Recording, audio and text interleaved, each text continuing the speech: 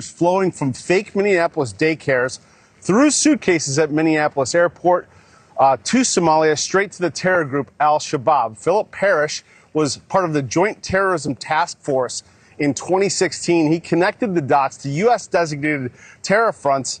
His ignored warnings tonight raised new questions about fraud and taxpayer dollars.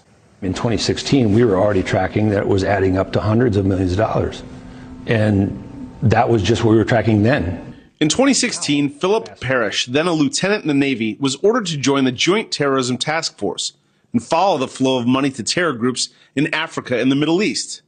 Then he found an alarming tie to the U.S. There's an interesting pattern here happening where the money's coming out of Minneapolis International Airport. Well, where is it coming from? Are they getting it in Minneapolis? Where is it coming from? Well, that led to then some research about a list of fake companies. Well, it's all cash that's coming out of these fake daycares and/or daycares with inflated numbers. Parrish connected the dots for military operations abroad. How much money? Hundreds of millions. You know, when you're talking suitcases of evidence reports, of suspicious activity reports from banking, TSA reports from the airport, and then the military side of the house tracking who it got to, you're talking about tens of thousands, $300,000, $500,000, all these different varying amounts daily. The open source material will tell you every other week out of Terminal 2.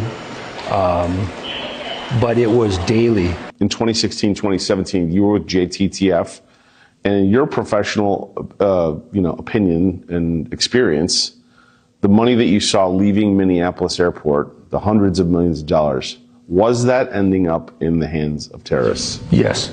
No doubt about it. Direct portions of it were ending up in the hands of terrorists, absolutely. All the way from pirate boats being bought to essentially the administration of a terrorist network administratively. Parrish said they tracked the money couriers to the Netherlands, then to Nairobi, Kenya, then straight into Mogadishu, into money exchanges called hawalas, the same exchanges that the Department of Treasury had already designated in 2012 as fronts for the terror group Al-Shabaab. And while the military depended on his reports, he says the public has largely ignored them. Hundreds of men and women like me know the truth. It's been the truth all along. We don't know why we've been ignored, other than thieving and grifting, a culture of thieving and grifting that was intentional. Parrish retired from the Navy in 2019 as a lieutenant commander. He's now running for governor here as a Republican.